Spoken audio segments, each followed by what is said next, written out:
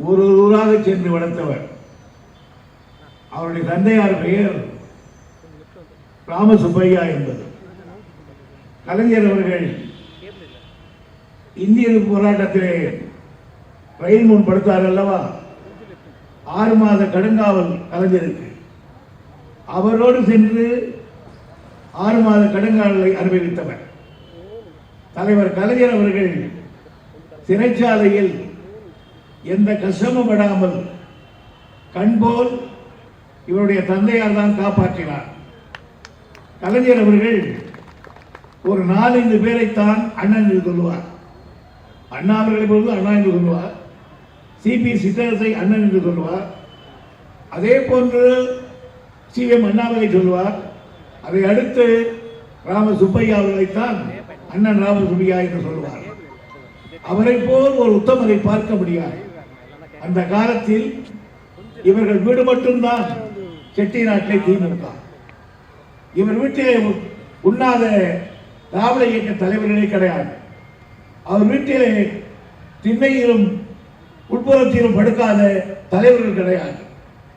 இவரெல்லாம் அண்ணா காலத்தில், நெடுஞ்செழியன் காலத்தில், கலைஞர் காலத்தில் மட்டுமல்ல, நான் உருவாகி கல்லூரி மாணவனாக இருந்த காலத்திலும், சட்டமன்ற உறுப்பினராக இருந்த காலத்திலும் நான் அங்கு உரையாற்ற போனால் எவ்வளவு பெரியவர், 80 வயதை கடந்தவர். அந்த டிவியிலே நான் காலையிலே 9 மணி வரை தூங்கிக் கொண்டிருப்பேன். ஆனால் ஒரு டிபன் கேரியரை கொண்டு வந்து வைத்துவிட்டு தான் எழுதுகிற வரையில் ஒரு துண்டை அந்த தரையில போட்டு கையை வைத்து படுத்துக் கொண்டிருப்பார். அப்படிப்பட்ட ஒரு உத்தமர் அவருடைய தந்தையார் அவர்கள். எனவே திராவிட முன்னேற்ற கழகத்தில் அவர் உடல், பொருள், ஆவி அத்தனையும் அது வரை வந்தவர்கள் தான். எனவேதான் எப்பொழுதுமே எனக்கு துபவியை விட அவரை பார்க்கிற பொழுது ராமசுப்பையா தான் எனக்கு ஒன்று சொல்வார். அவ்வளவு பெரிய தியாக குடும்பத்தில் பிறந்தவர், பல எதிர்ப்புகளை சம்பாதித்தவர். செட்டிநாடு ஒரு காலத்தில் காங்கிரஸ் கோட்டையாக இருந்தது. அந்த கோட்டையை தூளாக்கி திமுக கோட்டையாக்கியவர் அண்ணன் ராமசுப்பையா அவர்கள். எனவே அப்படிப்பட்ட மகனாக பிறந்த இவர்கள் இன்றைக்கு அந்த அடிப்படை கொள்கையை விடாமல், தமிழ் உணர்வு விடாமல், கட்சி பிடி விடாமல் பணியாற்றி வருவதை பார்த்து நான் எவ்வளவு மகிழ்ச்சி அடைகிறேன் என்று தெரியுமா?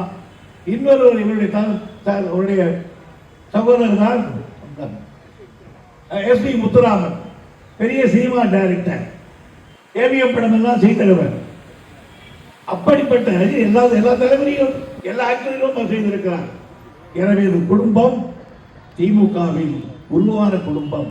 இந்த இயக்கத்திற்காக வாழ்நாள் உள்ளும் இவர் அம்மையார் அவர்கள், துணைவியார் அவர்கள், இவ்வளவுகளுக்கெல்லாம் அந்த காலத்தில் வடித்து போட்டு இயக்கத்தை வளர்த்த ஒரு உத்தமர்.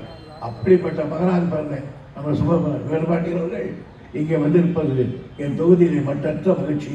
வாருங்கள், குறைத்தாருங்கள். நன்றி, வணக்கம்.